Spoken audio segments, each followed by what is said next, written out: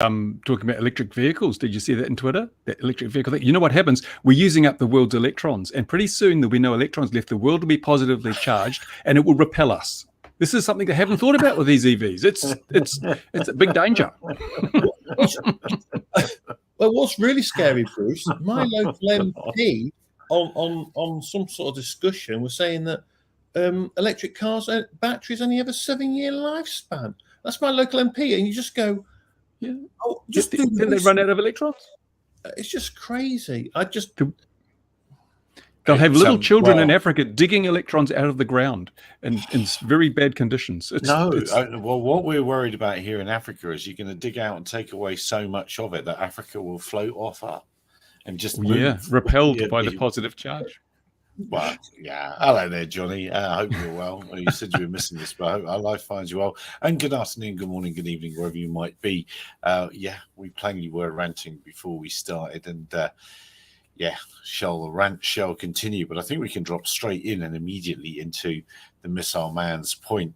Well, you've taken how many? I can't remember how many years ago you created your homemade cruise missile, but now it's become a product. Do you take a while to product it? 21 years. Actually, I see that footage was from 2022, so 20 years almost exactly. Yeah. It's interesting though, isn't it? How this has been a possibility for so long, and now these guys are planning to make it into a reality. Yet we have the FAA seems to be fixated on protecting us from 250-gram foam models of a Piper Cub. Also, did you see that thing on the Max 8, how the FAA engineers said, halt ground it, and the FAA overrid them and said, no, keep flying. And then all these people died. So the FAA, I don't know what's going on there. Hang on a minute. Let's just go straight for a second. The engineer said, no, we need to stop. And the FAA, who are meant to protect everyone that gets on a plane, make sure that everything's nice and signed and safe, ignored the engineers completely and said, just fly, you'll be all right. Yeah. Pretty much. It was an AP story that ran yesterday, I think. It was like, what the hell? How can the people like this be qualified to regulate anything when that's their attitude? Safety is one of our top 10 priorities. Not very high, but it's in there. Top 20. Yeah, I know. It's a shocker all around. Various accidents and incidents keep showing that, and some pretty horrific accidents recently in the manned aviation world. When a cruise missile, does that count as a vertical landing? Well, it's an arrival, isn't it? But I do wonder how practical. Are those pulse jets easy to operate? Are they tricky to operate? No, if you design them properly, they're pretty straightforward. They'll even self-start. You don't need to use a leaf blower or anything like that, like those guys are doing. I spotted immediately a flaw in the design of that engine, which is why they were having trouble getting it going. Once you work out the dynamics, you basically turn on the spark, turn on the gas, you get a stoic mixture in the chamber, it fires and it's away. You don't need all that blowy stuff. But they've made a mistake with the intake system. One of the things that you notice if you have a tube, and it's because remember, pulse jets are bidirectional flows in the exhaust and the intake. It's not like a normal jet engine where it's all flowing one way all the time. It reverses. So you've got to look at the flow dynamics in both directions. And they're only looking at it from the gas going out direction. When gas comes in, if you have a tube, just a straight tube, and you suck gas through it, it has an effectively much smaller opening than the physical opening, because you get a ring vortex forms in the throat of that tube where the air comes in from the sides and goes down. It starts creating a vortex ring, and that chokes off the flow of air coming in. So you actually have to flare it and put a flare on the intake tube so that the air you have not quite a laminar flow, but it is a smoother flow. Yeah, and the problem is jet engine technology generally says, no, you must have a convergent cone to get maximum velocity, therefore maximum thrust. With a pulse jet, you need divergent cones because you want to facilitate the inflow of gases during the intake cycle, because if you don't get enough air going in, you can't burn as much fuel, you don't get as big a bang, you don't get the thrust. Yeah, and then when they're running, do they use a hoon of a lot of fuel? Yeah, they use a lot of fuel, but so when I designed mine, the design speed was 600 kilometers an hour. With and that means if 600 kilometers an hour, that is 10 kilometers a minute. So if you've got if you've got 10 minutes of fuel, that's 100-kilometer range. 10 minutes of fuel is not a lot. You can carry 10 minutes of fuel quite easily in something like that. And so they're talking a range of much higher than that, I think. So they're a bit optimistic. It's relatively short range because of the fuel consumption, unless you want to climb to an enormous height and then glide, but that kind of defeats the purpose because you want to fly low to evade thing. And what you want to do is encourage them to use their surface-to-air missiles. These, you don't even have to put an explosive payload in these things. All you got to do is make them think there's an explosive payload, and they fire off their $250,000 SAMs to knock down a $5,000 missile. 2 weeks later, they're bankrupt. Yeah. That's what they think Russia is doing to Ukraine at the minute, don't they? That's one of the big things. Well, it's an interesting development, and I mean, once they got that jet sorted, then there'll be no doubt hundreds and hundreds of copycats. Ones of those. What a time to be alive, albeit transiently. It's next via Pulse Jet FPV drone. Well, you had the Pulse Jet. Well, I've forgotten what foamer you were putting it on and melting. Yeah. I did my very easy years ago. That flew really well. I put Pulse Jets on what looked a bit like an F-15, which was actually I forget what it was called, a World Models plane. And I had it on one of the mini Talons, but the thrust line was too high on the mini Talon. It was a bit of a pain. So I am in the process of building another Pulse Jet powered model, which hopefully I'll get going in the next year or so. It all takes time. Other priorities. And that was but that was a Hobby King Pulse Jet you were using last time, wasn't it? Yeah. I just threw it because they're really available at $100 or something, super cheap. Why not? Yeah, I wonder, do they still make them? I don't know. I haven't looked. I bought 2 of them. The first ones are very badly made, very poorly made. They just used a simple pressure die, and it stretched this stainless steel so much that it was like paper thin, and you ran it for 10 seconds and it blew a hole in it, So, but the valve heads are really well done, really nicely machined. And I think I've got 100 spare reed valves, which I bought in a bolt from Hobby King. So I can just make new bodies up for them and use the valve heads. Patrick saying, and hello there, Patrick. 2023 year was the year 82 billion was forecast for the interest. Which just remind us, Patrick, which part or all part or no part of the industry was that? Was this PwC prediction? They're pretty good like that. We really ought to. And you used Hobby King to about falling grass. Yeah, I haven't looked. In fact, let's just look. Let's look right now. I haven't looked at the Hobby King site since the last time I said I haven't looked at the Hobby King site for ages. Well, their website was good, but then they made a really bad website, and a lot of people I can't find anything. I'm not going to buy anything, But freight killed them.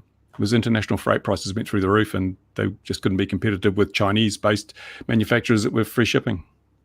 Oh, no, they discontinued the Pulse Jet. But for those that don't know, I will put it up, and then you'll see. So now they're collector's items. Yes, they are. There it is. That's what you could buy. What you could buy a while ago. See, $100, cheap as beans. Yeah. And then, so I'm not really seeing a flared entrance to there. No, that's a valve Pulse Jet. It's a slightly different set of things because in a valve Pulse Jet, the intake flow is only one way. It only sucks in, it doesn't blow out. But the one that they had in that video is a valveless Pulse Jet, which sucks and blows through the same tube. So you have to take into account the two-way flow. Fair enough.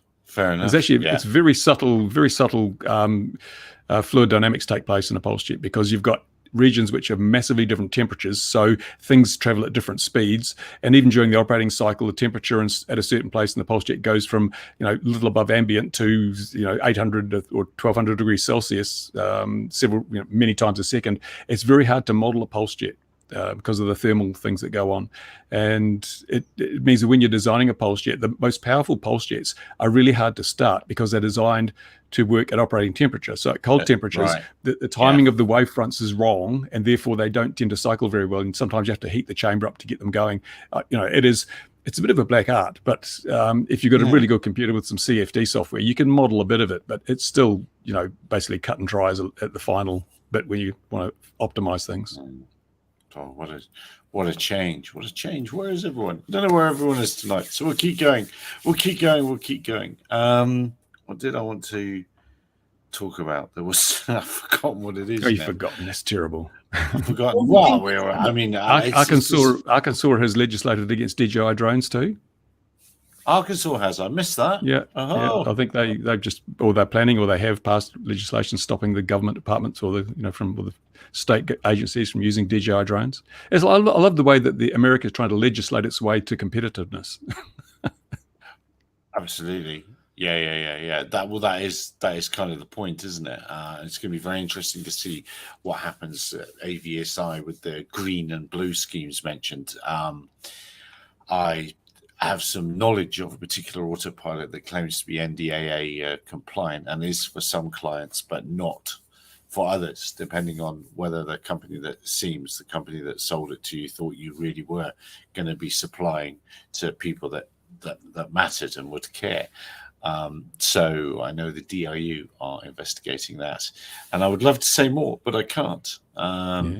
So that what I'm trying to jump around immediately to with that is, it's all very well having these schemes, but who's going to police them, and how we're going to keep them, the policemen, honest and square and truthful? Because if it's all you, policemen are always honest and fair and truthful. That's But going back to electric cars for a moment and the whole blue-green thing. China looks like it's going to take a really strong lead in the EV market. Yeah. A lot of really good EVs coming out of China, and they'll all have cameras on them because that's what you do in modern cars. So are they going to say you can't import Chinese cars or you can't use Chinese cars for government purposes? This is trade protectionism that's growing to a new height. This whole globalism is dying in the face of national security. It's going to be really interesting in the next 5 to 10 years when China becomes the Japan of the 2020s, and they have the most desirable vehicles at the best price and best value equation, and then people can't buy them because they're a security concern. You imagine though, so I mean, Tesla right now, their car's covered in cameras, of course. But you imagine if you suddenly have it where cars are driving in and, it's just recording everything. And China, all they've got to do is put the 4G modem in the car and everything uploads. Well, they're all connected for updates anyway. It's all got, connection to the cellular network so they can update the firmware overnight and give you more power and less features.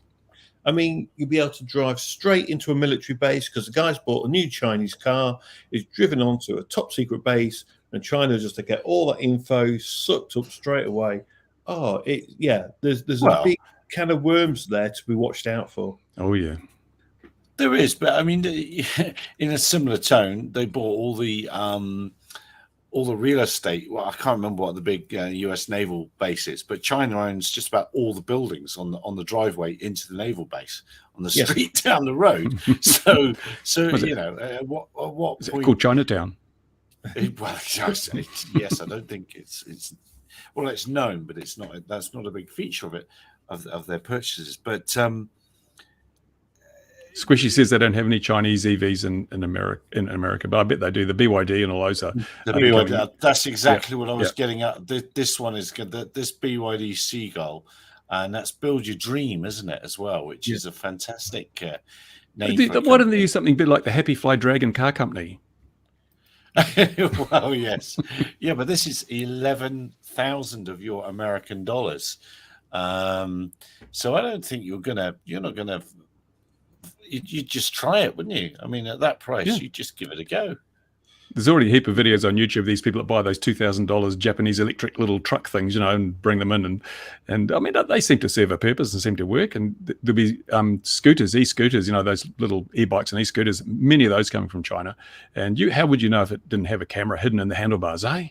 Oh. No one here. Here's this guy, the designer is the former Audi Group head designer. I mean, they hire proper designers from Europe. They go over, they make the car, design the car, and then Chinese just stick all their gubbins together in it. It's amazing. Well, Tesla's making their cars in China too, making Chinese cars in China. Absolutely, and very much part of the sodium-ion battery rollout, isn't it? There's a great guy called Sandy Munro Associates. Yes. If you're into electric cars and you want to know what's really going on, his channel is way above everyone else. And he predicts that the American car market is going to get wiped out by the likes of Well, so is European. Everyone else's. Everyone else's. Done. Yeah. Yeah, because remember, China has a monopoly on rare earth magnets and things. They have they do all the refining, even when it's mined elsewhere. Everyone sends their neodymium and that to, or their ore to China to be refined and turned into magnets. And I noticed Tesla is talking now about using ferrite magnets in their motors, which I mean a 30% increase in things, because they're already moving to lithium iron phosphate. They're trying to move away from all these dangerous things that require little children to dig them up with their spades and buckets. But that will give China a competitive edge, because if you've got neodymium magnets, your efficiency is higher, you get more miles per kilowatt hour, and it's going to be hard for the what you call it, the green car manufacturers to compete, because when it comes down to it, people are all, I'm all in favor of saving the planet and green and protecting the children, but gosh, I can save $10,000 on this Chinese car. I think I'll take that. I mean, the good thing is, to a degree, that America is moving, especially in certain areas. They are literally trying to compete. They are creating vast areas where they're going to have these batteries made there in America, this, that, and the other, refining plants more and more so. But will they do it in time? China's got such a leap on them, and China is chucking out so many electric vehicles so quickly. Only the likes of Tesla stands a real chance, and maybe Ford. The rest of them, I don't fancy their chances. I really don't. BYD USA. There you go. They're there already. They're in Los Angeles. Yeah. So they're there. So they're there. I like what Rev B0 says, boost your data. But the good news is, the good news is that this battery tech, all this new battery tech, will come down to drones. And that's really important. So it's like the 4680 from Tesla. When they become common, so at the minute we have the two 160s quite often used, don't we, in battery packs, and eventually we'll end up with 4680s available to us as well for battery packs in drones, and this could be quite good for us. The technology that will come down from that is, it doesn't just mean it's your car that benefits. It will filter down into other areas as well, which could be really beneficial overall, especially with battery tech. Even like they're doing iron batteries, aren't they? Tesla's on about a 4680 iron cell, so it's not quite as good as, say, a 4680 with their other materials in it. They're silicon-based ones, but if you put enough together, it's still usable, still works, gives you the and it won't burn your house down. Yeah, it won't burn your house down, which is quite nice. But this is all coming down. Don't get us wrong, lipos are quite good, but they will burn your house down, given an opportunity to. And that's the thing about these AAMs, these aerial mobility things. Everyone's talking about, we've got ballistic parachutes and we've got the multiply redundant power systems. But if you're 500 foot in the air and your battery catches on fire, you are toast. I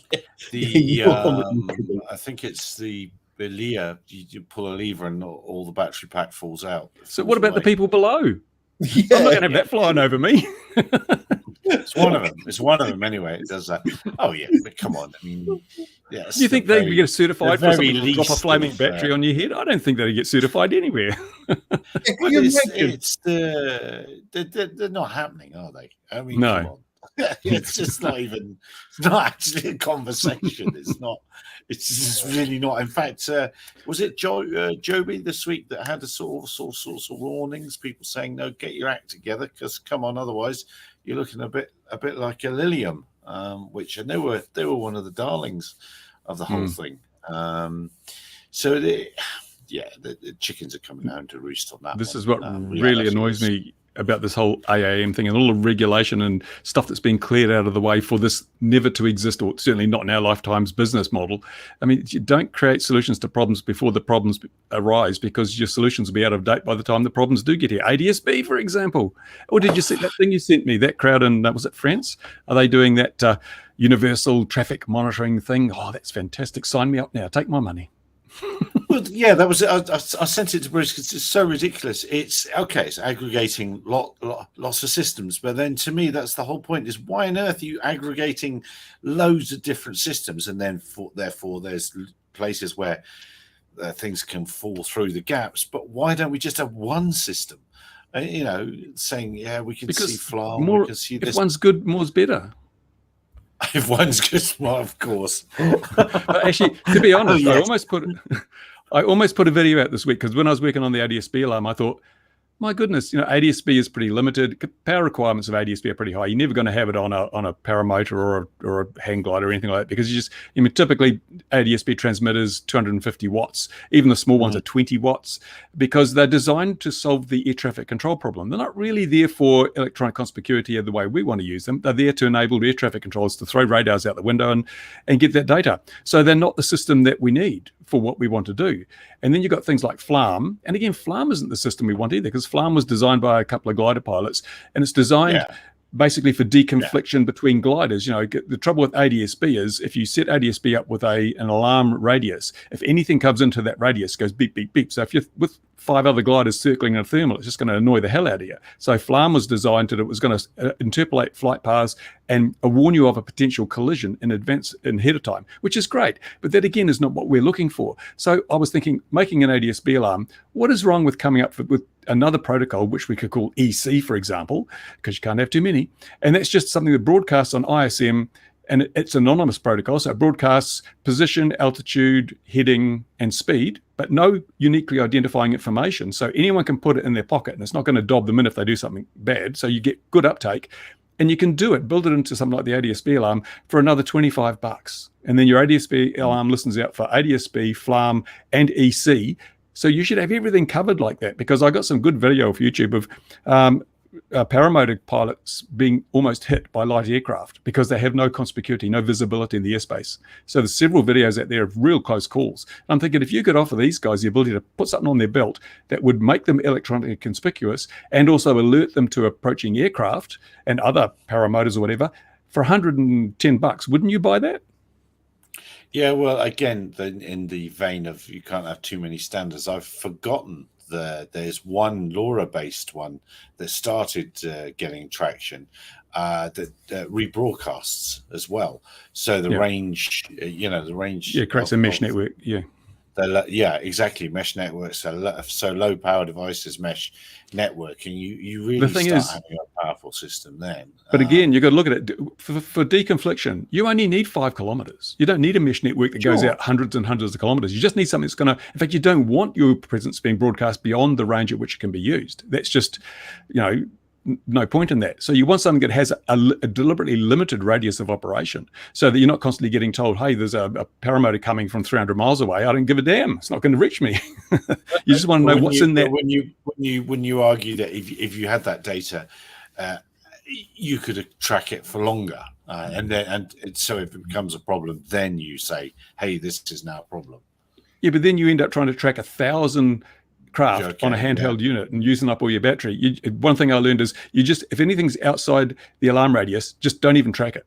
It's only once it comes into the alarm radius you need to even acknowledge its awareness. Otherwise, you'll just overload yourself with a table of thousands of potential collisions that are never going to happen. And again, if it's flying away from you, forget it. It's not a threat anymore. Even if it's only 500 meters away and it's flying away, well, you've already alarmed because it had to come towards you to get to that close. And then when it's flying away, obviously it's flying past or it's going downwind for a turn onto base. As soon as it starts coming back again, you'll get another alarm. It's not so much what you include, but what you leave out that's important.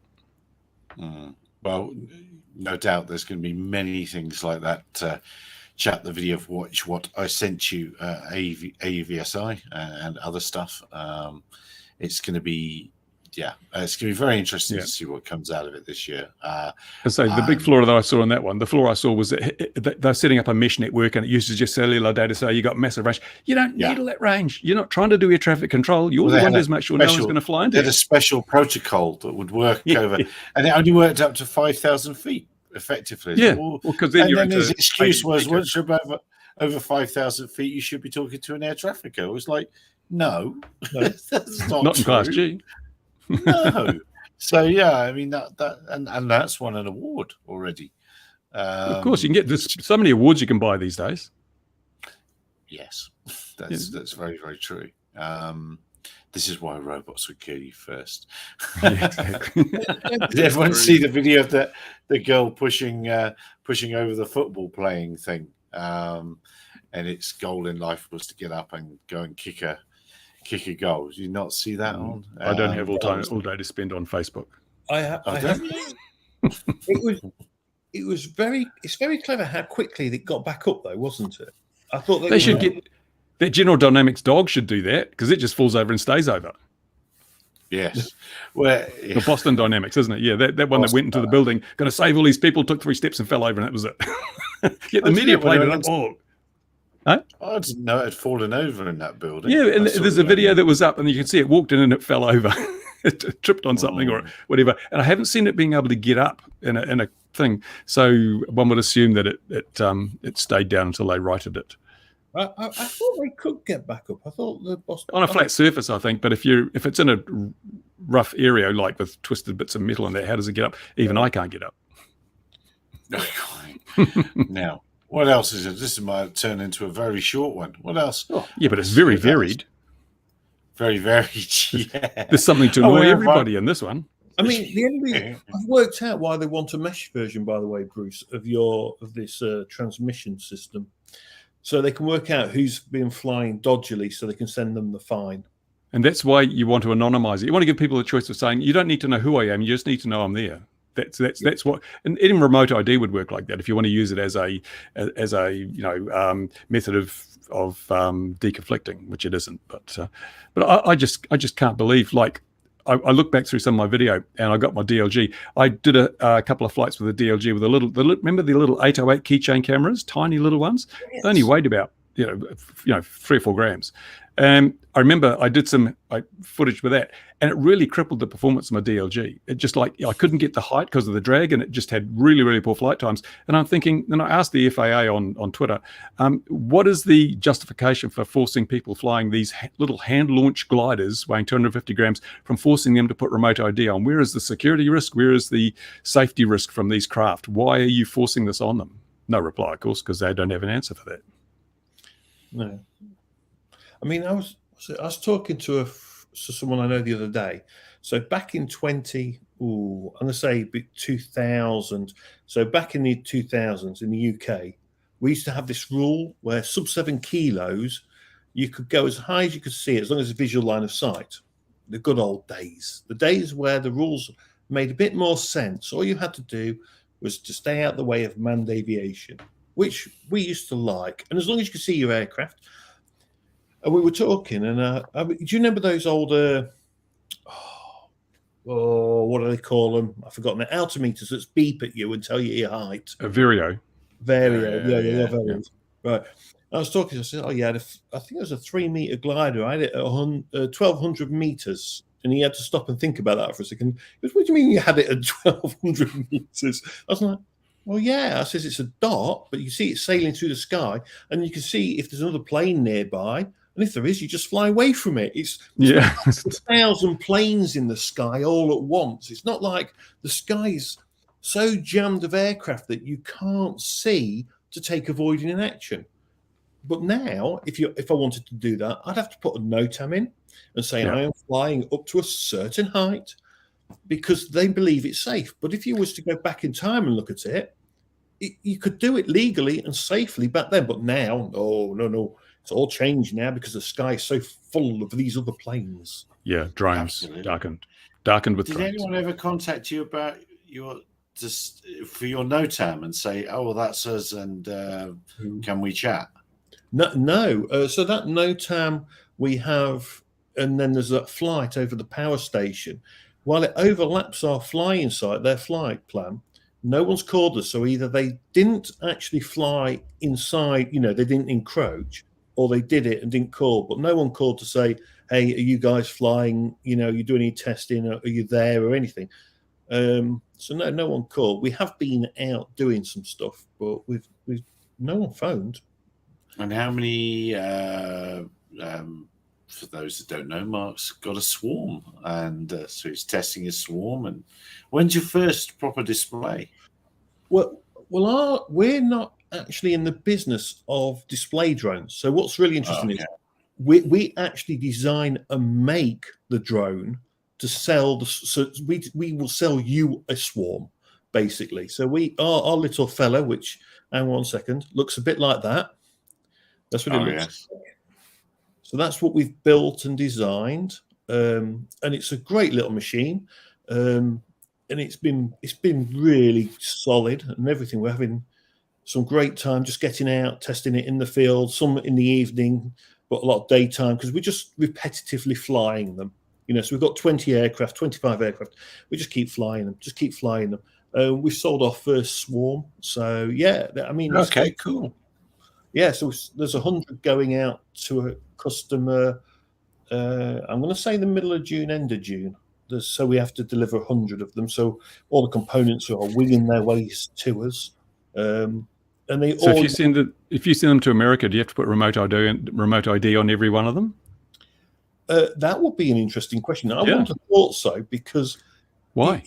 According to the rules, you have to. They're individual craft. They're flying for commercial purposes, and therefore they require a remote ID, and it must be standard remote ID. Here's the thing, Bruce. If I was to sell a swarm to Americans, I would let them deal with that part of the problem, to be honest. And we would sell to the Americans. I mean, the thing is, this is actually built in... It was designed in the UK. It's built and assembled in the UK.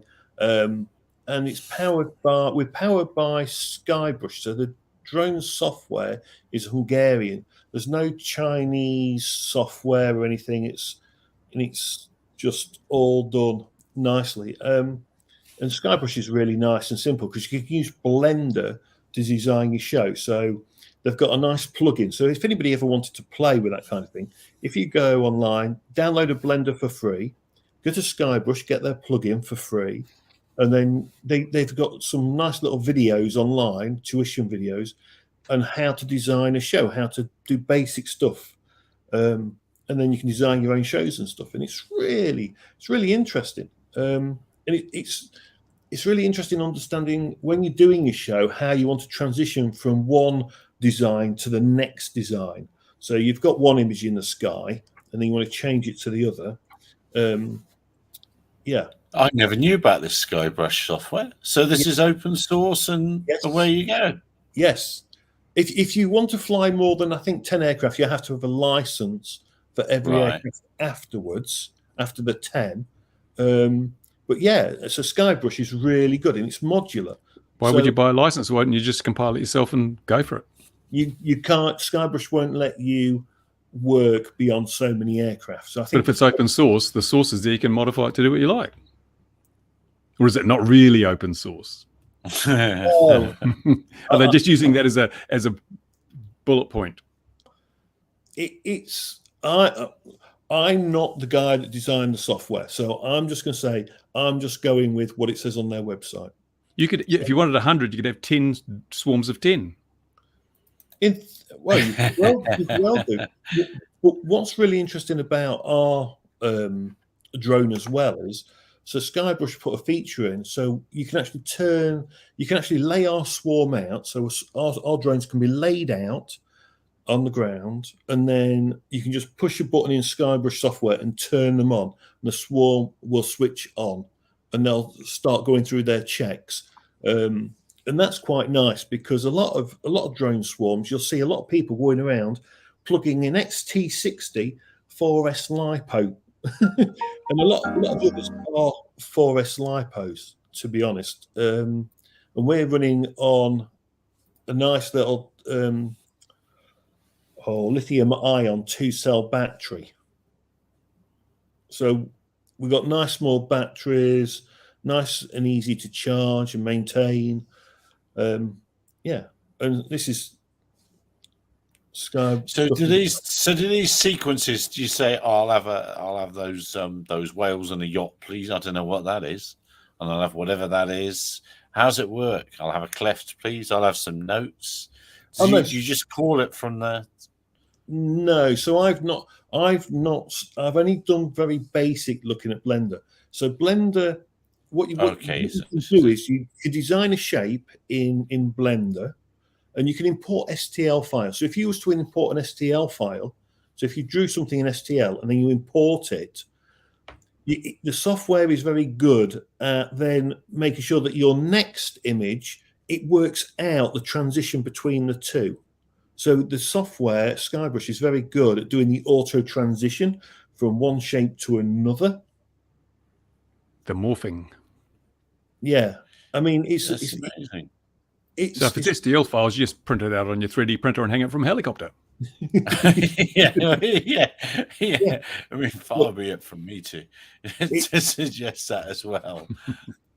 But they do some fantastic stuff, and so this must be one of their main companies or something. Then this Colmot. Yeah, so they're people that actually designed it. These guys are the actual people that designed the software. They're quite big, aren't they? Their drones are quite big. They're actual fleet, but I mean, you should have one in your hand. You've designed the things. Where's the one in your house? We'll get one out of your house. Well, I don't have one here. I should have had one with me, but again, ours. All I can say is ours look like that. Yeah, in my little thing. So ours weigh. So ours are like 400 grams in your hand, which is really light. And the I see RTK is being mentioned in the comments. Ryan's mentioned that. Yes. Yeah. So ours is dual band RTK. So you set up your secure network first. So you'll have like a Wi-Fi secured network.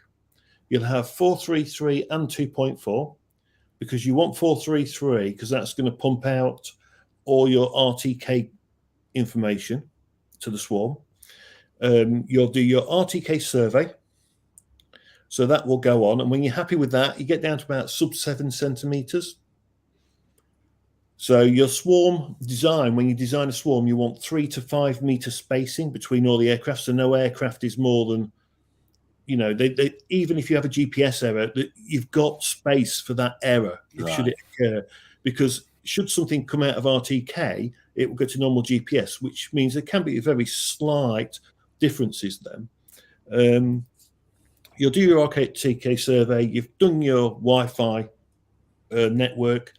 So you've got dual control as well. So if you lose one C2 link, you've always got the other as a backup as well, which is very important. There you go. They're all down. There's always one, isn't there? There's always one that's late. Yeah, there's always one that's late. And once you've got all your network set up, you can then fly the swarm. And then when it's done, it comes back and lands. I mean, they are incredible. And it's amazing to watch them fly, even though we're flying like 20, 25. We've got some more coming. It's just really interesting to watch them just fly. It is amazing, really. And you could tie sparklers or Roman candles to them. So they have an LCD panel under them, which gives you so many colours. It's just incredible. It really is, and it's been for once interesting to do as well, because I don't know about you guys. You see drone stuff all the time. People go, "Oh, I took this photo," or "I've done this." You can do 3D modeling, can do all kinds of stuff, but actually doing swarm stuff is really interesting because you start to learn a lot more very quickly. And it's a knowledge gap that I had, which is now rapidly filling in. My brain's full. Won't take anymore. I do wonder that sometimes, but it's interesting how you go from operating one drone to operating more than one, what you've got to pay attention to more. How many observers do you need? One for every drone? Pardon? Do you need an observer for every drone? No. So is the accuracy of an average? No, so it's the RTK. So the RTK, once the RTK base station knows exactly where it is, and then it pumps out the correction to the whole swarm. So they are working off that RTK station, basically, as I understand it. Anyway, I could be wrong. Yep. Well, I'm often wrong. 7 centimeters. No. So the spacing tolerance is like 3 meters. What that means is the RTK is narrowed the GPS. It's got to 7 centimeters. Yeah, it's got down 7 centimeters because normal GPS is up to 3 meters out. Now we've had some pretty bad space weather recently. Do you have to factor that in? All these, the coronal discharges and crap that we're getting. Yeah, I wouldn't want to fly a swarm with a KP level of 5. That's for sure. I mean, the RTK is correcting and helping, but I don't think I would want to fly in a KP of 5 or more at all, to be honest. If the magnetic storm's that strong, people can just watch the aurora anyway. Wouldn't want to watch the drones. Yeah. Did you see it again in New Zealand, or was it? It was very weak the other night, and the sky wasn't as good. But I'm sure we'll get more because we're coming up to the peak of the cycle. So hopefully it'll be more exciting. And with global warming, of course, it must do something. I'll keep watching it. We may go on, mate. Did we comment on the AAA meeting that the FAA had with the consultative committee, where they talked about BV loss and stuff? That was last week. Did we talk about that last week? I can't remember. We didn't talk but did about you see that, that? no. Did you see the flow chart, the procedure for getting a waiver for BV loss? It was like this massive, great thing. I'm like, my goodness, go out, make sure there's no planes, fly. You would think that would be very much like the UK thing. Very, very much way overcomplicating things. The problem is, if they've made it more complicated to fly BV loss than getting a microlight and fly it in Class G airspace, they have failed, in my opinion. I've seen 3 manufacturers of sensors touting their gimbal packs for hanging under helicopters or ultralights this week. It is just easier. You've got the sensor payload, just whack it underneath the microlight, and of course, but I say that it's easier, but the reality of that is to actually hang something off a manned aircraft. That ain't easy either, especially in ultralight. You can't just bolt stuff onto aircraft on the outside. Why not? Authorities don't like that. They don't like but it. Does it matter if it's experimental, if it's an ultralight? It doesn't have to be certified, does it? On an ultralight. But the ultralight itself doesn't have to be licensed. No, but it's not certified in the big way of things, but it has to meet rules and regulations. Doesn't have sticky out. But you can build your own ultralight out of a kitchen table and a couple of lawnmower engines, and they don't care. So why would they care what you bolted to it? But it does have specifications for it. Can't weigh more than this. It can't have bits that are going to cause structural impacts. If the wind blows on it, it bends a bit, and that snaps a spar. So yes, there are limits they're going to keep them in. But here's what I mean by it shouldn't be any more complicated. I mean that if you can walk into a hangar and you've got your right microlight certification or whatever's required in the country, you should literally be able to walk into the hangar. You can get your microlight out, you can jump in it, you do your pre-flight, of course, you jump in it, you take off, you fly around and you land, and you've been in Class G airspace all that time. And if it's harder to do that for a BV loss flight with a drone by taking it out of its box, prepping it, launching it, if it's easier to use a microlight and fly one of them than it is to do that with a drone, then the regulator has failed at square one. They have literally let down the entire industry at that point there, because it should never be easier to get in a manned aircraft of any kind and fly it around in Class G airspace, be it 50, 100, 200 miles or whatever, and come back and land. If it's easier to do it in a microlight than it is with a drone, the regulators have all... skin in the game, mate. Skin in the game. What we need is some kind of like a camera or something we could put on these BV loss craft, especially something like a digital camera with high resolution, so that we could see where it was going and we could be sitting in the pilot seat. That would solve the problem. You would think remember that Cassia system, whatever it's called you can use that to fly. It's only 15 kilometers, but it's 15 kilometers either way, of course, or in a circle. So there's 30 kilometers, and if you've got that and ticked off, you can fly 30 kilometers across with that Now, forgive me, guys, because I'm sure I'm missing something here.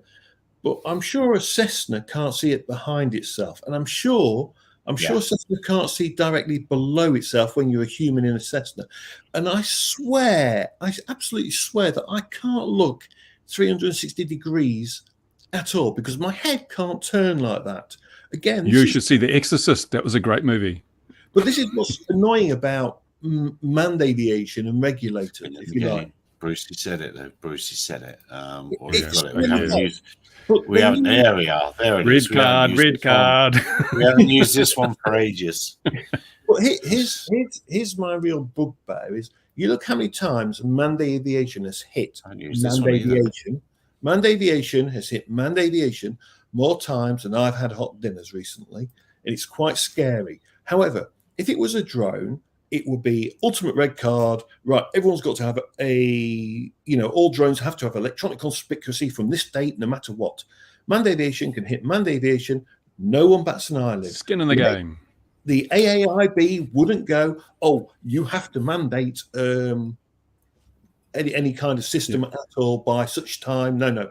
They'll just go, oh no, that's okay. We accept that manned aviation can hit manned aviation. That is what I get from all regulators. Wow. They won't even mandate AVBand radios in Class G airspace. They won't even mandate a radio, which would be a great way of avoiding a lot of this conflict. Well, yeah, it's funny you should mention that, because I was talking to somebody else who we were talking about setting up airborne relay radios to relay what the operator. Hello, this is me. I'm here flying my drone, and the reason you make it an airborne relay is just to extend its range a little bit. And we were actually talking about the legality of doing that, and could you actually get it done? And this was in the UK, and we don't think you could get it licensed to do that. And that would seem, and I don't think. What's the status with a radio operator's license or radio telephony operator's license in the UK for drone drivers? Are you allowed to use one and say hello? No, not unless you're licensed. So you could use. Yeah. You could use ATC. You could talk to ATC if you had done all the course and you had passed and you had the license. However, if you don't, then no, you wouldn't. So I do suspect that will become, when they go about BV loss and stuff, I do wonder if they will consider that as part of the BV loss. Or you just take the course. Yeah, so you'd have to take the course, surely. I mean, it's not that hard. I've passed it. So We've all been there. But then with computers and technology, surely it'd be better, and this is just me being stupid, I'm sure it's, you could edit. In all ATCs, in all airports with ATCs, you could put a computer screen that could just tell them this information anyway. Or is that just No, that's kind of what Richard and Altitude Angel are doing. And Cool Cat's mentioning that F-35B camera that does. So they fly FPV. Yeah. So FPV, as we know, they can only fly the F-35 with a spotter. It's a bit of a problem, but there we are. It's a single seater. They're stuffed. What I like it is it takes one of the most advanced planes in the world to be able to look through it. So, you can look around and it's all see-through. They should have an X-Men plane, because it was invisible. You could see through the whole plane. Yeah, but that wouldn't be a really hard thing to add, would it? With a pair of augmented reality glasses and a camera in the bottom, that wouldn't be a hard thing to make for general aviation. And it's like those cameras in the cars. It shows you an outside view of your car 360 degrees. It's the same technology. As we said, car manufacturers are leading the way with technology these days. And then maybe you could even have some sort of AI on it that's looking for, because if you mention AI, then it's very valuable, that's looking for aircraft, and cameras could warn you in your manned aircraft of incoming. And I bet that would actually almost cost less than an ADS-B system. Heads up display, you are about to die. Game over. No extra lives. It's a new coin to play again. That's right. But this AI thing's interesting. You've been reading. I see IBM are planning to basically get rid of thousands and thousands of jobs, replace them with AI. I think the AI revolution is going to make the industrial revolution look meager by comparison when it comes to replacing people with technology. Do you know what? I've been playing with ChatGPT. Have you guys played with it? Yeah, I think everyone on the planet has. For a meeting I'm having tomorrow. For your homework, Gary. To exactly prove that point. Yes. And here's the thing that I found amazing about it is, for people that don't get, so when you hit Google and you just type in something for Google, the difference is Google will take you to a website and Google will then let you read and absorb the information, for example. However, ChatGPT is a completely different beast in the fact that you give it the question, it will spit out the answer from across the web that it's scoured and the information it knows. And if you keep the chat box open on the subject, it will eventually work out what you're trying to go down and through. And it just gets better and better and better. It is astounding. I actually really like it. But Yeah. we were doing something, I was doing something with someone, and what we did is we actually got it to write the code for something we wanted. It actually gives you the code. All low-level programmers, they could just about be done now because we can literally get it to write code for it. Yeah, but I wrote a column on this, and the big danger is that if people are going to go to ChatGPT and get the information they want, nobody's going to put information up on the web, because you put information on the web because you want to present your particular thing, or you want to sell something or whatever, or you want to, or you're making money out of advertising. If nobody except the ChatGPT robots coming to your website, you're not going to bother with the website. So it will run out of information. The new information will no longer be there because it trawls the web for all its data, all its knowledge. So when people stop posting to the web, the only things that will be posted to the web is stuff created by artificial intelligence. And that means that it will be feeding on itself, and you'll get some very, very violent feedback loops, which means that it will reinforce bad things and not correct good things. It'll go into a spiral. Yeah. And the only way AI works is when you're training it, you must teach it what's right and what's wrong. That's how you train an AI system. When it comes up with an incorrect conclusion, you say, no, that's wrong, and it adjusts its algorithms. But if there's no correction going on, it increasingly becomes erroneous and bad. And we could find ourselves in a situation where we're dependent on a system that's gone completely and utterly insane. Just like me. I wanted to. So what I asked, perhaps in the, because we've got an architect coming to school tomorrow, and we've got to imagine 50 years time. And I thought, he's going to come up with some buzzwords and bollocks, isn't he? I bet Chat AI can come up with some buzzwords and bollocks I can use. So I got it to write that for me, and I suspect that's exactly what's going to happen. But what's interesting is ChatGPT doesn't know anything new on the net. It's only been trained to a certain point, hasn't it? 2 years ago, isn't it? Yeah. So anything that exists now on the web, it doesn't know about until the new version has been trained on that data, and the new version, whatever gets trained from now on, stands the risk of, like Bruce saying, it will pick up what other AI has written. However, the current version, if you wanted to write a software program, you can get ChatGPT to write it for you. Computer programmers are the low level, what I call like lower level stuff, not the high end stuff, the low level stuff. It can literally write the program for you, and I know it does this, and it works. And but it's derivative. It's not intelligence. It's just taking stuff that it's already seen and compiling it. It's not necessarily working out anything itself. It's reading. When you want something that'll quick. When you want something to blink a light on a Raspberry Pi, it'll go away and find some knowledge that's already done that, and it'll present it to you under its own little masthead. So it's not actually coming up with clever stuff. It's just repackaging stuff. It's being very clever about the way it presents stuff to you, but it's not actually coming up with stuff. It's not innovative in that respect. And you can't. So why do you say then? So why do you say it's coming for so many jobs? That's the bit I don't quite understand. Because so many companies are now replacing, administrative tasks and creative. Like, if you were a PR company, you can get ChatGPT to write your PR for you, and it'll be as good as all PR that's out there, because that's what it's using as a basis for what it's generating. Yes, that's true. True, but it's only going to be like, sorry, Mark, I'll let you go in a minute. It's only going to be like drone shots and TV shows. I think we're all bored of the pull away, the flyover. I love them. I only watch for that. You only watch for that. But it's kind of, they're largely over now, a majority of the TV shots. It's like they don't use them anymore. It's the novelty thing. But the thing is that it's gone. Yeah. Why would you invest in stock photography, buy stock photography images and so forth, when you can go to Dali and say, I want a picture of a young lady standing in a meadow holding a kettle in her hand, and it will produce it. And it looks lifelike, and it's fantastic. You don't have to pay a model. You don't have to pay an agency.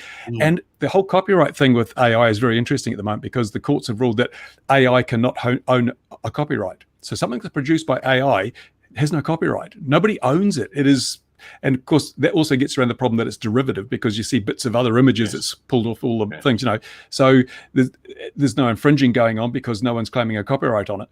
But it's if you're a creative artist and your work, you get someone puts an image up and you can see, hey, that's very similar to the picture I made, but it's been altered.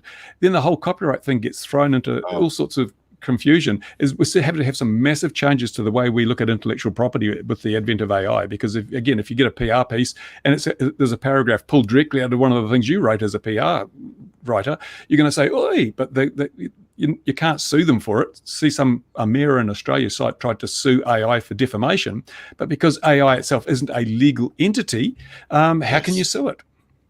But not only that, I mean, why it's going to take away a lot of jobs is because you no longer need that PR person, as Bruce says. You just type in what you want your story to be. If you wanted to create a YouTube video on top 10s, it will advise you what to write it on or what to do the videos on. Those sort of things, they will go out of fashion. They won't be, and it'll be good at doing those sort of things, but it won't be good at doing original ever. Now, the first thing they should do, though, is all AI stuff that's published to the web, created by AI and published to the web, should have a meta tag that says AI, so you don't get that feedback loop. And if you're found to be publishing stuff that without the AI tag and it's AI generated, then there should be some kind of censure. You should be whatever flagged as misinformation or whatever. But there must be a delineation drawn between created by a human and simply repackaged by AI, or we're going to go into a very dark place. Yeah, I mean, I think. Well, I think it means for schools, again, sorry, I was trolling you, Mark, but I think it means we're going to have to make sure youngsters can truly read and understand, and then have enough space to consider what they're reading and decide whether it's right or wrong, or accurate or inaccurate. Problem is when AI gets it wrong, it's very authoritative about it being right. Absolutely. And that's the other frightening thing you say to them. Say, look at the power of words. This is wrong, but it sounds right, doesn't it? Confidence is everything. It's confidence, isn't it? You're exactly right, and so there's going to be a lot of authoritative bullshit out there. So I should make that video about us running out of electrons in the Earth, going positive and repelling everyone on it. I do it with great authority and see how many people believe it. The flat Earthers will. So, why don't we just do it? What we asked chat? Write a story, because it. Basically, I used ChatGPT to recently write my letter of resignation for me. I was that late. Well, it sounds like I was lazy, but I just thought, let's see what it can do. So I got it to write me a letter of resignation for my current job that I've got, so I can go to the swarm stuff permanently, full time. And it spat out this wonderful letter, and you just double check it, you proofread it, you go, I'll change a few bits, and off it goes. There we go. And it's amazing. Positively charged, emitting an energy that repelled every living being. There you are. There we are. We've written it. There we are. Fantastic. But look at it. So you heard it here first. But then now what you have to do is how do you turn, as day turned into weeks, the world descended into chaos. Why would it descend into chaos? There was no one there. Also, they would ascend into heaven, not descend into chaos. But look at that plagiarism. Yes. Once upon a time, I'm sure I read that story somewhere else. Gary, if you write underneath it, write me a script for this story. It's still writing it. Yeah, I know, it's a novel. Did you say write a novel? We could be here for days. Okay, right. So, all right. What do you want? Write me a script. Write me a TV script for this for the same thing. So ask it to write you a. See if it'll do it. Just say for this story, or no, I don't know.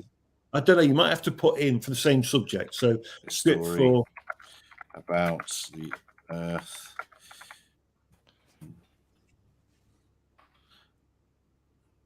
See if it'll do it. See if it might do it. It might not. This is,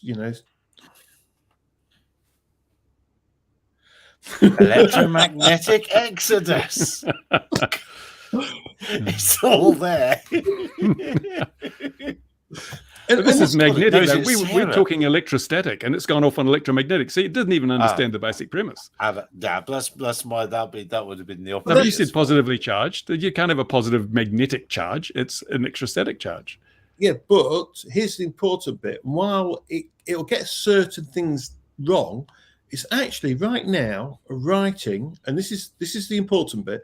It is writing a TV script for you, right? Well, It's going to be awful. It might not be very good, right? So it might not be very good, but it's writing a script, and that's the important bit. If you like, it has the power to do this. But the more you play with it, the more you teach it, the more it learns, the better it becomes.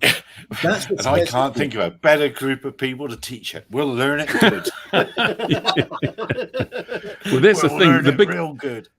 There's already a new career, and that's AI's query generation. It's people who can come up with the right queries to get the answer they're looking for. But also, there's going to be a huge amount. We've had the problem now of disinformation. How many actors will deliberately try to poison the knowledge base that the AI is working from by setting up websites and putting misinformation up there? Because the AI won't know what's valid and what's not. It can't make that distinction itself. Right. And the risk we run is that we become so dependent on AI systems, and YouTube already does this. It relies on AI being right all the time.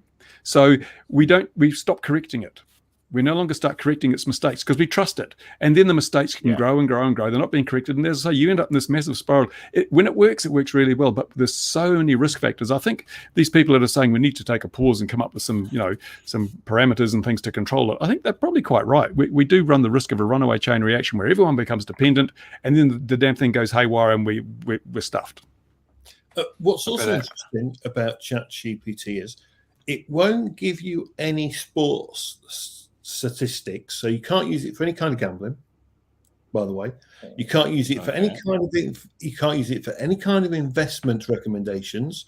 You can't. And how do you know this, Mark? Because I've been playing with it. If you're going to ask it stuff, you may as well. You want to know if it's any good, if you're going to break it or not. So there are certain things it won't do, or that it just says no, I'm not doing that. But you couldn't ask it what the best investment is. So if you said, I want to turn $100 into $1,000, it won't do that for you. Who makes the best drone? This is supposed to be a drone chat, so I thought we'd better say who makes the best drone. So, Unique. My word. How did Unique? This is old data, isn't it? Very old. Yeah. How did Unique? H520. See, the problem is... best drones. Well, there we are. There's your answers. And number one, DJI, that was going to be expected, and it's So what's interesting is because its data's from a few years ago, will the Unique being so high is quite interesting. Number three.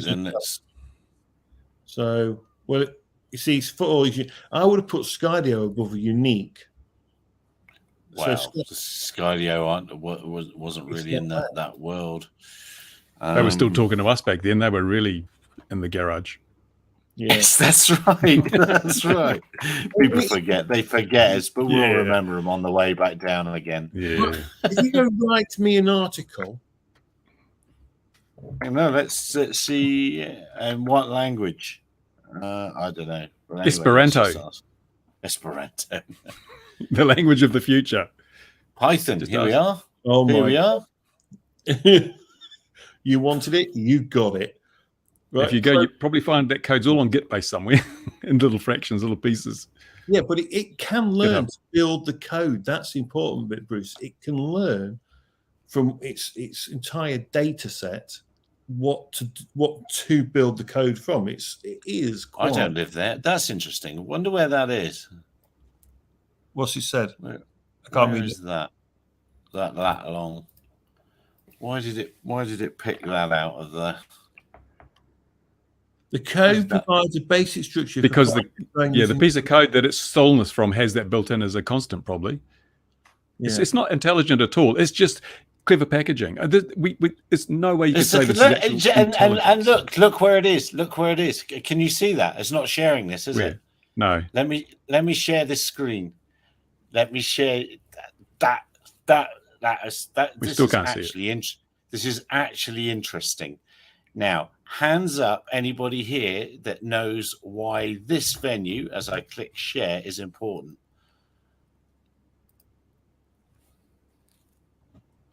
Camera model aircraft flying field. That's where Tridge flies. Yeah. So they've stolen some code effectively- out of Arduino. That's exactly. That's That's what I pretty mean. cool. It's not working stuff out for itself. It's just looking for matches and code that meets the requirements you've got, and it's pulling it out. Maybe parsing it for a bit of consistency to keep the variables constant between modules, but it is not actually writing code itself. It's just using other people's code that it's found on the internet. And this is the whole problem with AI. It's called AI. It's machine learning. There's no intelligence involved. It's just a system that is very good at matching things. Yeah. It yes, I can't agree with Bruce on that. It's not clever, but it's still better than it replaces Google for sure. Yeah, because it packages stuff up for you. It does if you go on Google, you got to look through several web pages and then analyze the data and come up with your own conclusions. It does that bit for you. It's just a clever parser and summation. And there it is. There it is in the code. So whatever Tridge was doing when he wrote that, it proves it's all based on. It's all plagiarism. So that brings up the thing. Amazing. I mean, if you're creating this work and making money out of it, and it suddenly starts appearing on ChatGPT, aren't you owed something for that? Yeah, and John said I couldn't see any actual working flight. Yeah, it's a very low abstraction. Absolutely, you wouldn't be running it, but it is. But the thing is, and you, dear viewers, and even us three will think about this and think about what's being shown to us. Many people won't. They'll just take it as is. That's it. The computer says so. It must be fact. Well, actually, one good test would be to give it the instruction set for a hypothetical CPU that doesn't exist, and then tell it to write a program using that CPU to achieve a certain result. I bet you it could not do it, because that would require intelligence. But I tell you what, I couldn't even ask that question, so it's beyond my. I should do that. I should actually do that. It'll probably say, "I'm sorry, I'm unfamiliar with the CPU." Even if you gave it all the data, it probably still couldn't work out how to code because it doesn't understand what it's doing. There's nothing on the net it could match and pull stuff out of a library for. Yeah, because it only knows everything in the last 2 years. So, anything that's new, it won't know about anyway, and it's not trained on that, which means. You can imagine how big the data set is in 2 years of the internet that it's got missing from it. Yeah, it's just a better version of Eliza. Yes, remember exactly. Eliza? Yeah, exactly. Yeah, and do you remember when it was what we 66, wasn't it, or 68? I can't remember anyway. Whenever Eliza came out, and the bloke that did that stopped doing. As all these AI guys now are stopping doing AI. That guy did as well because he was terrified. I can't even remember exactly what Eliza did, but it was very simple, and he was astounded at how people were fooled by it. Yeah, and that's why he stopped doing it. And it passed the Turing test for some people. Yes, quite. Yeah, so it's I can't. I'm going to have to look at some YouTube videos to remember exactly the story of Eliza. But Eliza was good. It just basically you said, how are you, and it would say, I'm fine. How are you? It twisted stuff around and pushed it back at you. Basically, it was just a very clever algorithm, and I had a couple of versions of it running on microcomputers of the day, and you could just build up the vocabulary and the responses, and you could make it really, really effective, especially if you knew someone in advance and you tailored it to them. It was just a very rule-based system. You could ask ChatGPT to write you one. Yeah, and that's the only thing. These are rule-based systems. The difference with the AI as we see it now is the rules are created by the system itself. It extends its own set of rules based on what it learns, whereas the Elijah was a fixed set of rules created by the programmer. So this is the worry about AI. We don't know what the rule set actually is anymore. We create a system that creates its own rules, but we don't know what those rules are. So we don't know where it's headed, It's worrying. And Squishy's saying about jailbreaking it, you're exactly right, because it's used a lot of training from online forums, and if from a WhatsApp group and stuff like that, they fall apart quite quickly. And it takes, if you prompt it 5 times and bug it and ask it the same questions, it starts falling apart in just the same way as online conversations tend to do, which is what people do. So yeah, it's turn it loose on classified FBI data files. Well, or we could write them. Yeah, we could just create a site. We could just create exactly. I wonder if it's actually learning from the interaction that's happened. Why they've made it free is whether they're using this to increase its knowledge base. This is probably what they're doing. Everything that interacts is then adding to the knowledge base. So if you spend a lot of time, you could probably poison it quite easily. I think each chat is limited, isn't it, in size, Gary? So there is a limit to each chat as it learns and you talk to it. I wonder if you get it to write Chat GPT 6. Could it write its own code? Well, it doesn't need code. It's all the same. It's just the knowledge base changes. The basic algorithms remain the same. It's just building its own set of rules to deal with the data it's assimilating in it, and it adjusts those rules on the basis of what is confirmed to be correct and what is said to be wrong. That's why it's so important to keep correcting mistakes, because that refines the rule set under which it operates. I would like to put money down that in the future people will read more and be kinder. Because I like what John says. Many people don't pass the Turing test. Exactly. Exactly. That's what you mean. Yeah, exactly. Yeah, I think I would. That's for sure. Anyway, we are definitely we've gone well off topic in rant mode, but that was quite interesting that we saw the CMAC Flying Club appear. That was a pretty unexpected. It's a shame he's not here today. Outcome. It is. He'd be proud of that. So at this point, it starts to resume source code when it's rolls of exponential increase. Doesn't have to improve the source code. It's rule driven. It's just expanding its own set of rules. That's how it learns. It's definitely going to be watched, isn't it? But not believed at the moment. No, I'm getting a HAL 9000. Let's go and check this out. Yeah, absolutely. Right, it's time to go, because my lights are going to go out shortly as well. So, dear viewer, wherever you are, thank you very much. Ian is on the road and travelling days again for him. So he's obviously in a dodgy bar somewhere. So if you're watching, Ian, he's sent me emails where I've been talking. If you're watching, have another pint. Wherever you are in the world, dear viewer, look after yourselves. We'll see you again, 2100 GMT next week. And the chap from Jackal is coming to talk to us as soon as he stops flying airliners. And we'll find about that missile flying multicopter. Take care, you lot. Thanks very much for being here, everyone. Bye for now. Cheers.